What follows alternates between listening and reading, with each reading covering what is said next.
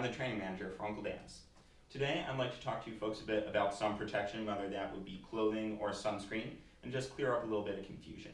A lot of people will take sunscreen that's way too strong for what they actually need.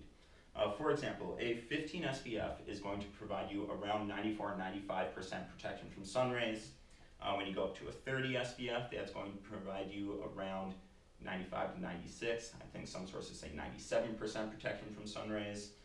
And when you get to a 50, you're really only jumping up to an extra, around 98% protection from the sun's rays.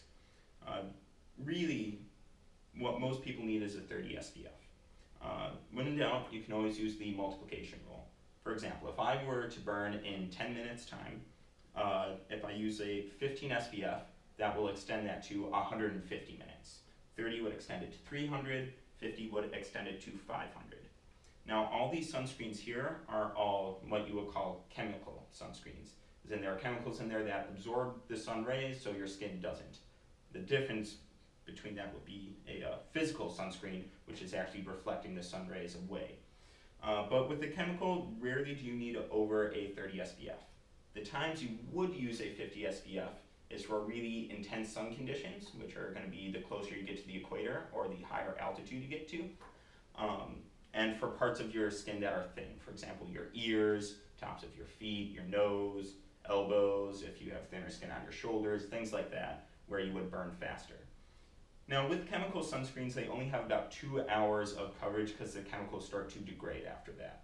So even if you're getting 500 minutes of coverage with the 50 SPF, still after 180 minutes, you would have to reapply.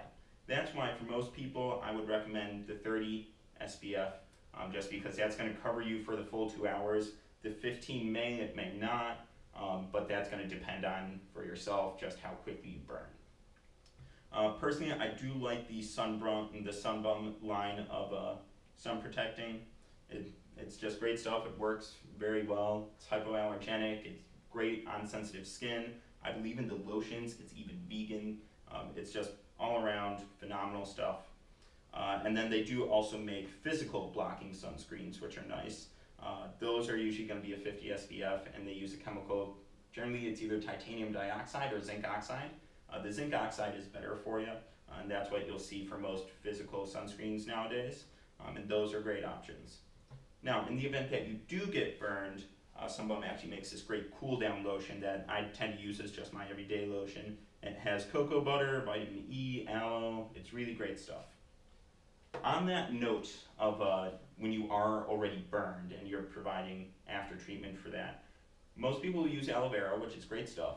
The one thing you have to be aware of is if you put aloe vera on a burn and then you go outside, it's actually going to intensify the sun rays on that particular part of your skin. So that can actually make it burn much worse. So it is very important that when you're applying aloe vera and you're going out, just to make sure that part of your skin is covered up.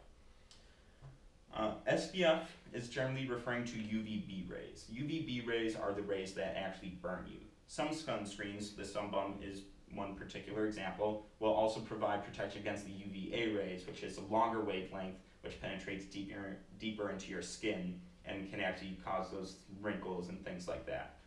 So just look for something labeled broad spectrum. The labeling laws have changed, so a sunscreen can't say broad spectrum without actually providing the additional protection against the UVAs. So that is SPF. Next up would be UPF, which is what you find in clothing.